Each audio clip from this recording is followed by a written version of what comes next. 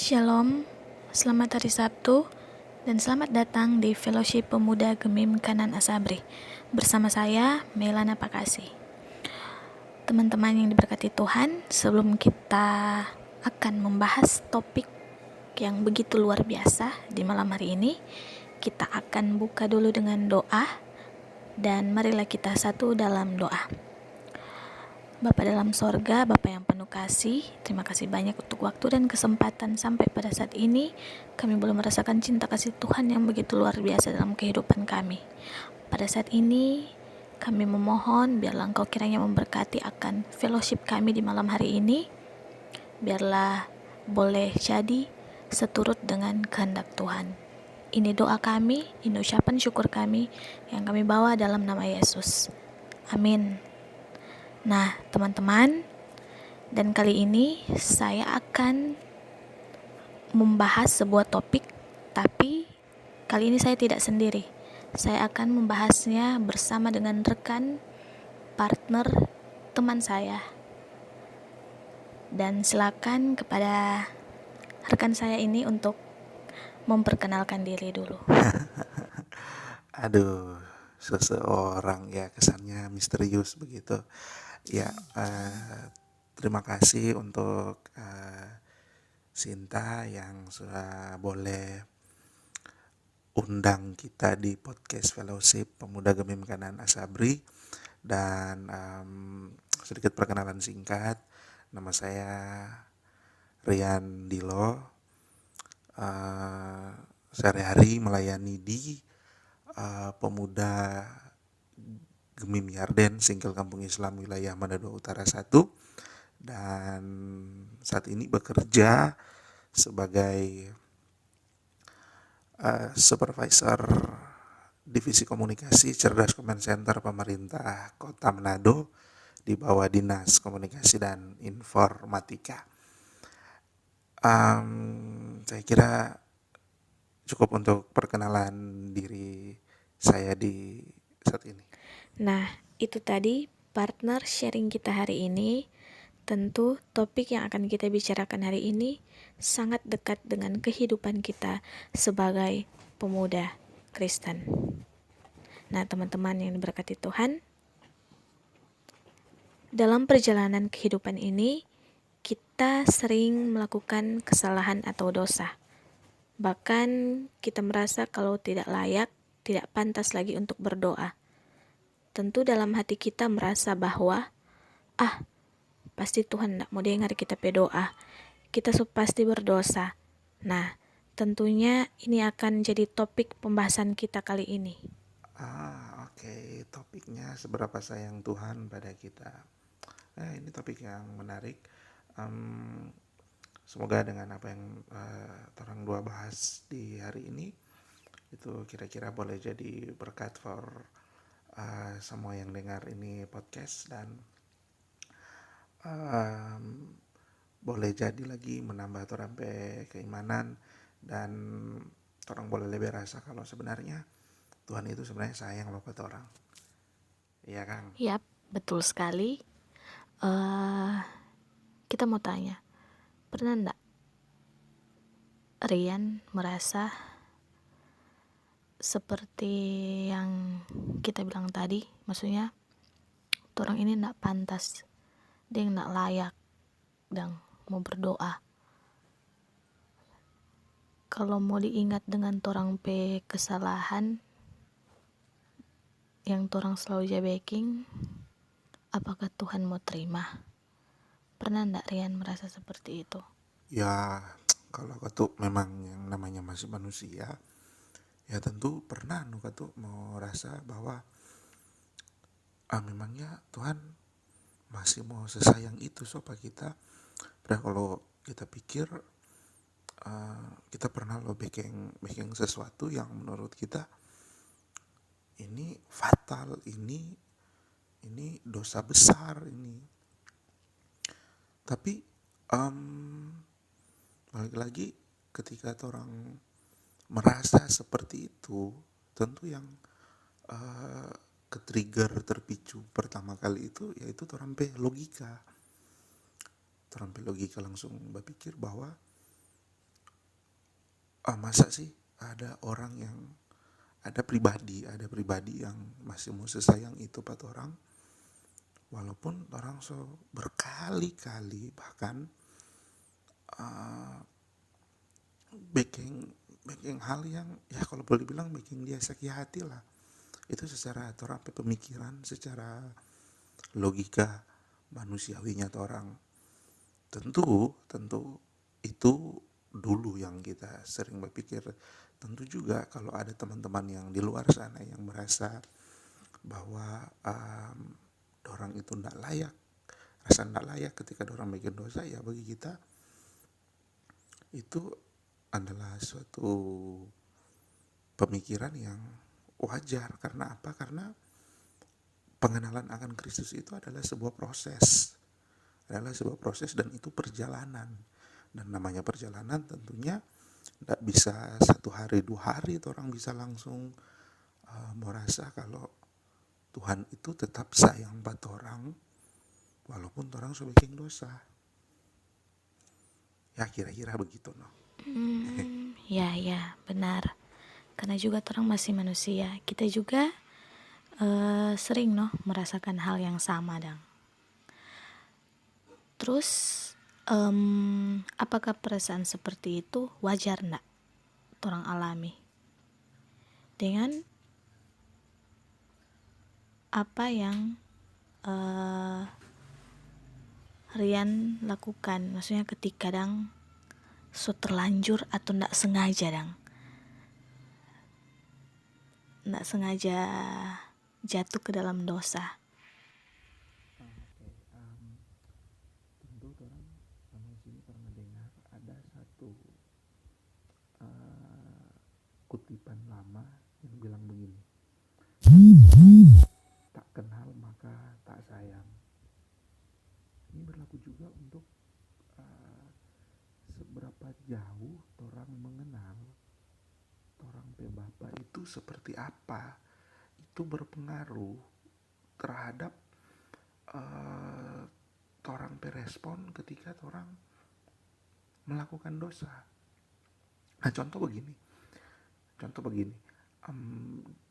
anak yang hilang, perumpamaan tentang 2 anak yang hilang itu, kalau menurut kita itu bukan cuma anak bungsu yang hilang juga itu anak sulung. Cuman bedanya anak bungsu itu dia hilang di luar rumah, anak sulung dia hilang di dalam rumah. Kenapa anak sulung bisa hilang di dalam rumah? Karena itu tadi, dia ndak kenal dia pe papa, dia ndak kenal dia pe bapa. Sedangkan anak bungsu dia tahu dia pe papa cuma dengan persepsi yang salah. Nah itu tadi, itu DP beda. Kalau anak sulung dia hidup sama-sama dengan DP papa, tapi dia ndak kenal DP papa pe baik. Kalau anak bungsu dia hidup jauh dari DP papa, tapi dia salah mengerti dia pe papa. Dia pikir kalau dia so jauh, dia ndak akan diterima lagi sebagai anak, dia akan diterima sebagai budak. Oh no, bukan seperti itu cara Bapa kita di sorga menyayangi orang. Karena ketika dia mengangkat orang sebagai anak tebusannya, itu berarti satu kali untuk selama-lamanya orang tetap dia ke anak. Nah, apakah perasaan seperti itu wajar kita alami? Ya, kalau boleh dibilang itu wajar. Ya, sebetulnya itu tidak wajar. Kalau menurut kita pribadi sebetulnya itu tidak wajar. Karena apa? Karena ketika orang merasa jauh dari Tuhan, ketika orang melakukan dosa, sebetulnya orang sama dengan ada menambah orang pe beban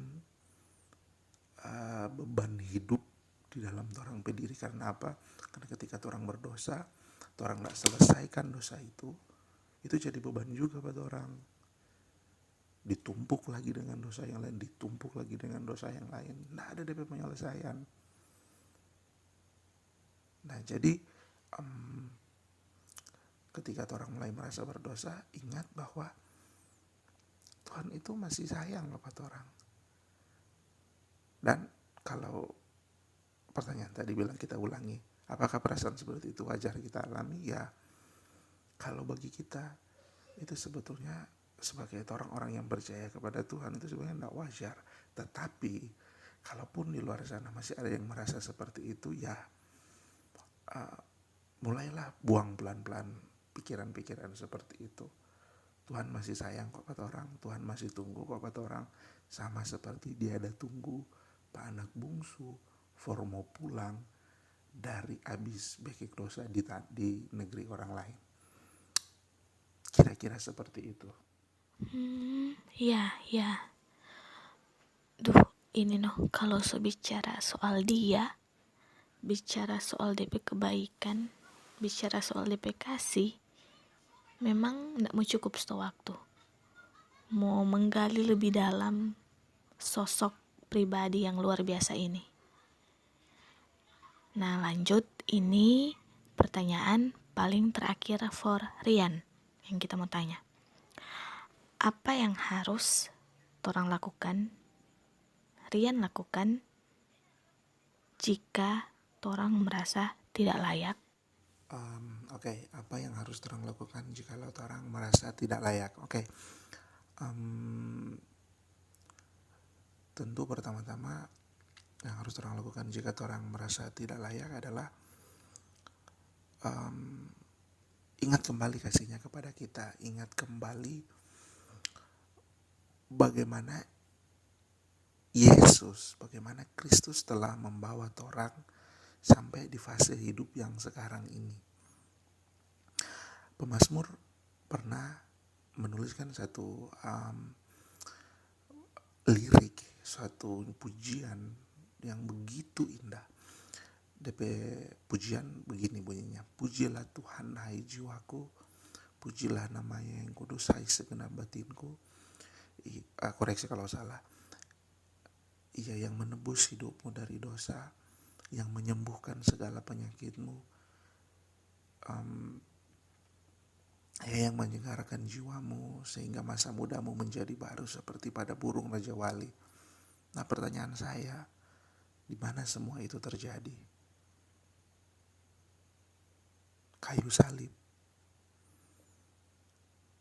Nah, saat ini tentu ketika orang merasa Tuhan kok hidup ini berat, atau Tuhan kok kayaknya kita tidak bisa lepas deh dari kita kecanduan akan hal-hal yang negatif. Kita itu kan kadangkala masih sering berkata kasar, kita juga kadangkala masih sering melakukan hal-hal yang kadangkala merugikan diri sendiri dan orang lain. Dan ketika orang ingin datang kepada Tuhan, datanglah kepada Dia. Karena apa? Karena Dialah sebetulnya air terjun pengampunan.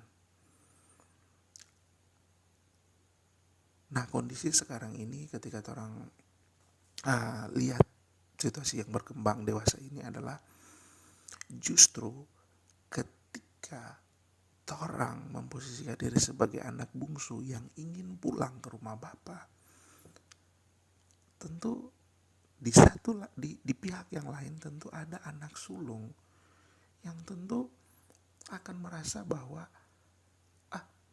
ngapain kok ngana mau datang kemari lagi ikut-ikut dengan orang pepersekutuan, ngapain lagi ngana mau ikut-ikut lagi misalnya ada kegiatan 2 malam. Nggak usah, ngana orang berdosa, ngana orang yang dijauhi, ngana kok peminum, ngana kok pemabuk, ngana kok pemalawang orang tua, ngana ini bekas narapidana dan bla bla bla bla bla. Tanpa orang sadari bahwa orang jadi batu sandungan for orang lain.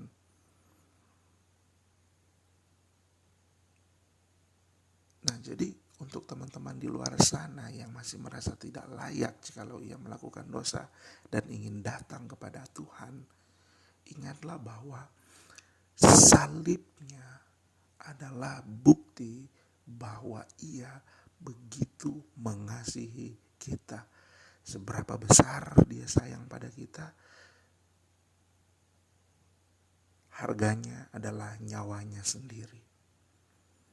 Kalau orang mau pasang harga, tentunya nyawa itu adalah harga yang paling tidak dapat dibayar. Sebegitu istimewanya torang di dalam pandangan Kristus.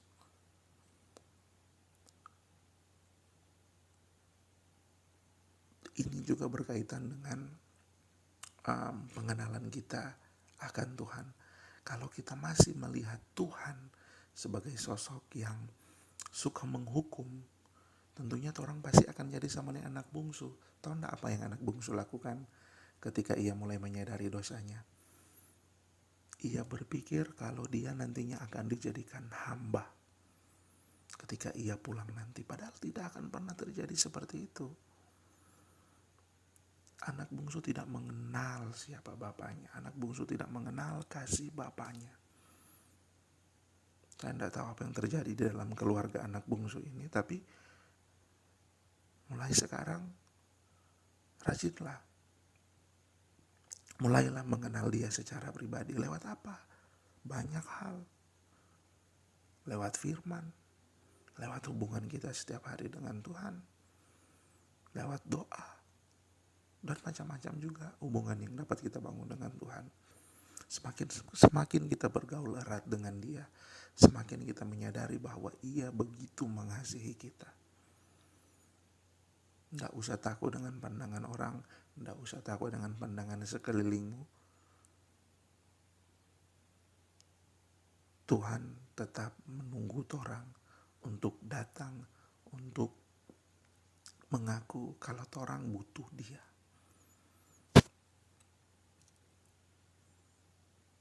Jadi kalau ada yang masih bilang, oh kita tidak layak, oh sorry kawan, di mata Tuhan torang pe status tetap sebagai seorang anak yang ditebus dengan darahnya yang mahal. Kira-kira begitu. Oke, baik. Itu tadi obrolan kita tentang tema kita hari ini. Seberapa sayang Tuhan pada kita. Sudah dijelaskan lewat sharing dari partner kita atau teman yang boleh menjadi saluran berkat kita di malam hari ini, yaitu Saudara Rian. Terima kasih banyak. Dan sebelum kita akan menutup fellowship kita di malam hari ini, kita akan berdoa, dan doa tutup ini akan dibawakan oleh Saudara Rian Dilo. Baik, kita dalam doa, kita berdoa. Bapa yang baik, terima kasih untuk penyertaan-Mu di dalam kehidupan kami. Kami merasa ya Tuhan bahwa Engkau boleh menuntun kami ya Tuhan sampai di titik fase kehidupan kami saat ini ya Tuhan. Kami yakin dan percaya itu semua karena penyertaan-Mu di dalam kehidupan kami. Terima kasih ya Tuhan, Engkau tidak pernah lelah untuk mencintai kami. Engkau tidak pernah lelah untuk mengasihi kami ya Tuhan. Bahkan di tengah-tengah ketidaksetiaan kami ya Tuhan, Engkau adalah pribadi yang selalu setia ya Tuhan dengan kehidupan kami. Kami mengucap syukur, kami bersyukur punya Allah seperti Engkau. Bapa, di saat ini ya Tuhan, kami ingin berdoa buat rekan-rekan pemuda yang ada di Pemuda Gemim Kanaan Asabri ya Tuhan. Kami berdoa dimanapun mereka berada, apapun yang mereka lakukan, kami tahu itu semua ada di dalam penyertaan-Mu ya Tuhan. Kami tahu Engkau-lah yang menuntun mereka. Kami tahu Engkau adalah Allah yang terus menjaga dan memberkati mereka dimanapun mereka berada. Apapun yang mereka lakukan, apapun yang mereka rencanakan, cita-citakan ya Tuhan, kami mau serahkan itu ke dalam tangan-Mu yang penuh cinta kasih. Pelayanannya, dan mulai dari penatua sampai ke seluruh struktur ya Tuhan. Berkati mereka ya Tuhan. Biarlah Engkaulah yang menjadi pusat dari semua pelayanan mereka ya Tuhan. Kami juga berdoa untuk anak-anak muda di luar sana ya Tuhan, yang sampai saat ini masih bergumul dengan ketidakpercayaan diri ya Tuhan, merasa tidak layak jikalau mereka melakukan dosa ya Tuhan untuk datang kepadamu. Kami berdoa biarlah Engkau menyingkapkan dirimu kepada mereka, biarlah pengenalan yang benar akan Kristus terjadi atas provinsi kami Sulawesi Utara ya Tuhan. Terima kasih ya Tuhan, terima kasih ya Bapa. Kami mengucap syukur untuk setiap berkat-Mu dalam kehidupan kami. Dan kiranya ya Tuhan, apa yang menjadi perbincangan kami di malam hari ini, ya Tuhan, itu semua dapat menjadi berkat, dapat menjadi motivasi ya Tuhan bagi siapapun yang mendengarnya ya Tuhan. Dan kiranya atasnya ya Tuhan, nama-Mu lah yang selalu dipuji dan dipermuliakan. Terima kasih ya Tuhan, di dalam nama Tuhan Yesus kami sudah doa. Diucapkan banyak terima kasih sekali lagi kepada saudara Riandilo yang boleh meluangkan waktu, memberi diri untuk kita sharing bersama lewat podcast Fellowship Pemuda Gemim Kanan Asabri di malam hari ini.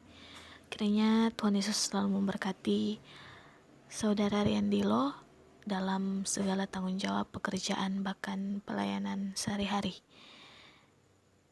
Dan untuk teman-teman pemuda bahkan teman-teman yang di luar Pemuda Gemim Kanan Asabri yang boleh mengikuti podcast Fellowship di malam hari ini, kami juga mengucapkan banyak-banyak terima kasih. Semoga apa yang kami bahas hari ini boleh menjadi berkat bagi kita semua. Kalau ada kata-kata yang kurang berkenan, mohon dimaafkan. Dan Tuhan Yesus memberkati orang semua. Bye-bye.